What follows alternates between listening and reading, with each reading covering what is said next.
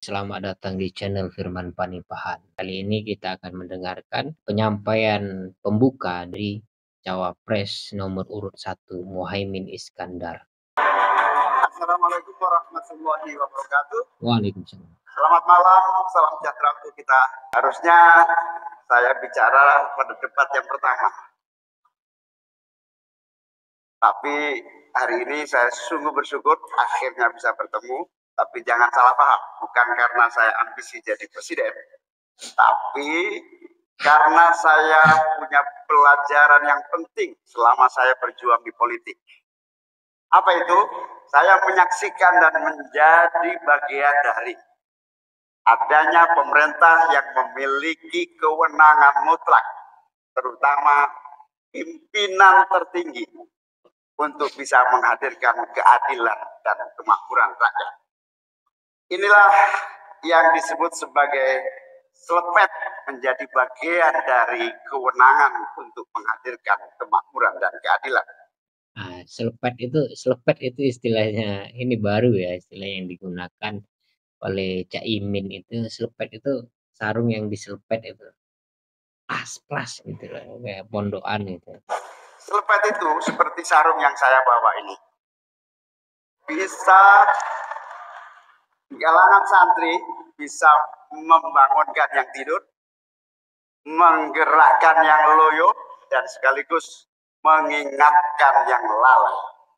Alhamdulillah, Gusti Allah memberi kesempatan saya untuk bersama-sama Mas Anies yang memiliki pemikiran yang sama untuk terwujudnya perubahan dan perbaikan.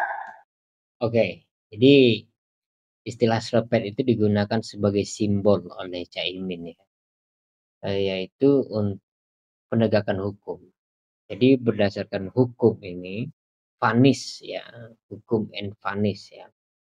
Jadi dengan itu kita akan bisa mengingatkan yang lupa, membangkitkan yang tidur gitu kan, membuat semangat bagi yang loyo, sekaligus menghukum yang bersalah kan gitu kan. Itu sebagai simbolik aja, selepet itu pakai sarung itu loh. Kalau nggak tahu selepet pakai sarung itu, lihat di TikTok ada itu, bercandaan Caimin dengan siapa, Anies Baswedan. Kita lanjutin. Bahkan kami berdua seperti botol dengan tutupnya.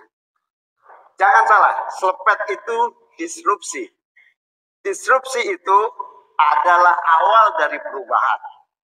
Bayangkan, 100 orang Indonesia kekayaannya di atas 100 juta jumlah penduduk Indonesia.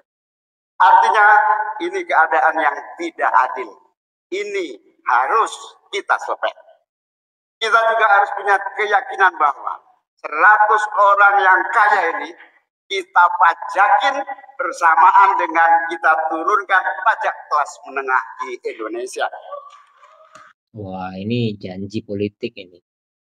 Jadi orang-orang kaya itu dipajakin. Berarti bukan dinaikin ya pajaknya. Pajaknya tetap, kalau misalnya pajaknya 2% ya tetap 2%. Tapi bagi kelas menengah ke bawah, kalaupun mereka dipajak, pajaknya turun dari 2% jadi 1%. Itu pemahamanku ya mendengarnya. Kita lanjut. Hari ini cabai mahal, telur mahal, beras mahal, barang-barang mahal, tengkulak jahat, mafia menguasai dan merajalela di mana-mana. Padahal rakyat sudah kerja. Ini harus kita selepet. Angka pengangguran sudah 8 juta, 80 juta memang bekerja, tetapi di sektor informal. Mereka tidak mendapatkan penghasilan yang pasti dan bahkan dompetnya dipastikan tipis. Ini yang harus kita selepet. Amin menginginkan bansos yang memang menjadi kewajiban negara ini diteruskan dan bahkan harus ditingkatkan sehingga kita ingin bansos plus yang semakin membawa rakyat kita memiliki kemampuan daya beli yang mendongkrak ekonomi masyarakat kita. Insya Allah, Amin akan memastikan 5% anggaran dari APBN atau sekitar 150 triliun kita khususkan untuk kamu kaum muda Indonesia. Kamu yang memiliki energi besar untuk menjadi bagian terdepan bagi kemajuan bangsa kita. Salah satunya adalah kamu, kredit usaha anak muda yang diberi kesempatan untuk mengakses sebanyak-banyaknya menjadi pelaku ekonomi yang baik. Kita akan hadirkan bagaimana agar desa-desa tumbuh berkembang. Insya Allah 5 miliar per desa akan kita wujudkan tiap tahun bagi pembangunan nasional kita. Kita juga akan siapkan seluruh bantuan-bantuan yang memungkinkan untuk menjadi waktunya. Oke, sampai habis waktunya ya. Satu yang menjadi kesan yaitu beberapa kesan yang lain sudah saya komentari. Selanjutnya adalah soal kesan anak muda yang menjadi perhatian khusus. Itu yang seharusnya yang harus kita dengar gitu dari cawapres itu. Cawapres nomor urut 2 Gibran itu menyampaikan soal anak muda. Bagaimana perannya terhadap ekonomi digital, ekonomi kemajuan tadi dia sebut sebagai fitur skill, fitur apalagi tadi itu istilah-istilah baru yang jarang kita dengar gitu ya. Amin atau Gus Imin juga menyampaikan perhatiannya terhadap anak muda, tapi nadanya berbeda, yaitu membangun mereka dengan menunjukkan bahwa komitmen pemerintah itu sangat kuat sehingga 5% dari anggaran APBN itu dikhususkan untuk anak muda. Itu yang mau kita dengar. Berbeda tadi kalau Mahfud MD, ya Mahfud MD bicara hukum. Koruptor penyebab segala ini miskin. Itu yang saya tidak temukan itu.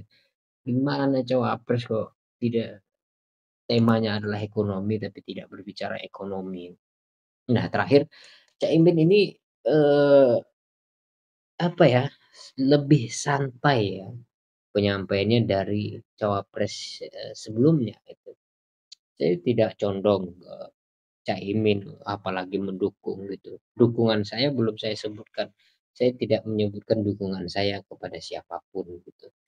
Mungkin saya lebih condong kepada siapa saja yang memiliki pemikiran yang bagus untuk anak muda, untuk pendidikan, ekonomi, untuk hukum, tindak tindak keras terhadap pelanggar hukum, penegakan hukum dan seterusnya itu. Apalagi ada yang berbicara soal HAM dan seterusnya. Saya tetap pro dengan kemanusiaan gitu. Saya tetap pro dengan kemanusiaan. Dan Caimin itu dalam penyampaiannya ini itu sangat mewakili kita ya sebagai anak muda. Oleh karena itu saya tersanjung lah dalam arti terkesima ya mendengarkan pidato atau penyampaian pembuka sebelum debat ini dari Caimin. Caimin sangat luas, sangat santai. Bahkan dia di awal tadi sempat bercanda. Itu kemampuan pidato yang luar biasa. Berbeda dengan cawapres lainnya seperti Gibran. Dia terlihat tegang fokus sekali untuk menyampaikan itu. Tapi luar biasa isinya berbeda dengan Mahfud MD. Mahfud MD tegang bahkan dia hampir lupa dengan tahun 2000 berapa 2023 Pak Mahfud gitu. Oke, itu saja yang dapat saya sampaikan.